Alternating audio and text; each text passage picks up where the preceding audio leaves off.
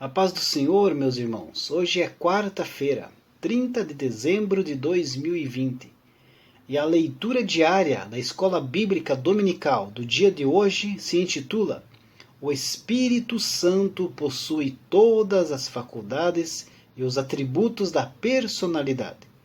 O texto bíblico se encontra no Evangelho de São João, capítulo de número 16, versículo de número 13, que diz assim: Mas, quando vier aquele Espírito da verdade, ele vos guiará em toda a verdade, porque não falará de si mesmo, mas dirá tudo o que tiver ouvido e vos anunciará o que há de vir. As Escrituras Sagradas revelam a identidade do Espírito Santo, a sua deidade absoluta e também a sua personalidade, a sua consubstancialidade com o Pai e o Filho, como terceira pessoa da Trindade, e também as suas obras no contexto histórico salvífico. Todos esses dados da revelação só foram definidos depois do Concílio de Nicéia. A formulação da doutrina pneumatológica aconteceu tardiamente na história da Igreja, na segunda metade do século IV.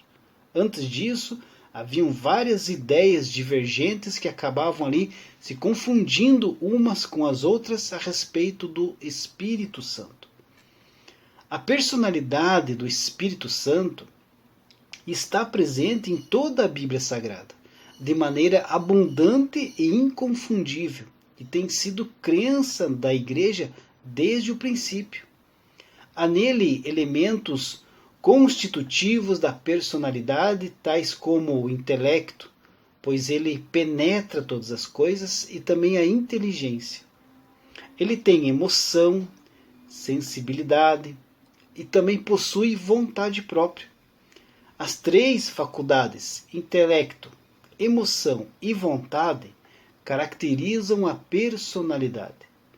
Outra prova da personalidade do Espírito Santo é que ele reage a certos atos praticados pelo ser humano. Por exemplo, Pedro obedeceu ao Espírito Santo. Ananias mentiu ao Espírito Santo. Estevão disse que os judeus sempre resistiram ao Espírito Santo.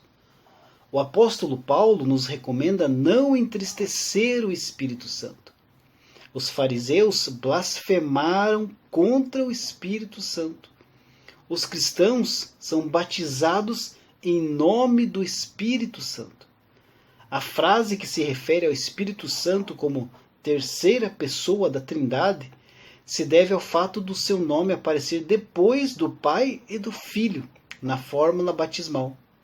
Não se trata, pois, de uma hierarquia intratrinitariana, porque o Pai, o Filho e o Espírito Santo são um só Deus, que subsiste em três pessoas distintas. Mas alguns cristãos têm dificuldades em aceitar a personalidade do Espírito Santo. E, em consequência disso, eles também ignoram a sua divindade. Para a maioria dos cristãos, o tema é claro, mas para alguns não é tão claro assim.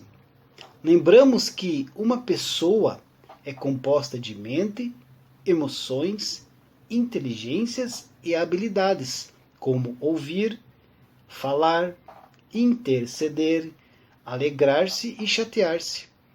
A verdade, queridos, é que o homem é tão pequeno e Deus é tão grande que não conseguimos conhecer as coisas sobre Deus. Sabemos apenas aquilo que nos foi revelado na palavra de Deus, nas Escrituras Sagradas. Então compete-nos sermos então humildes a Deus com os abundantes textos e evidências sobre a personalidade e a divindade do Espírito Santo. Deus abençoe a sua vida e uma ótima quarta-feira.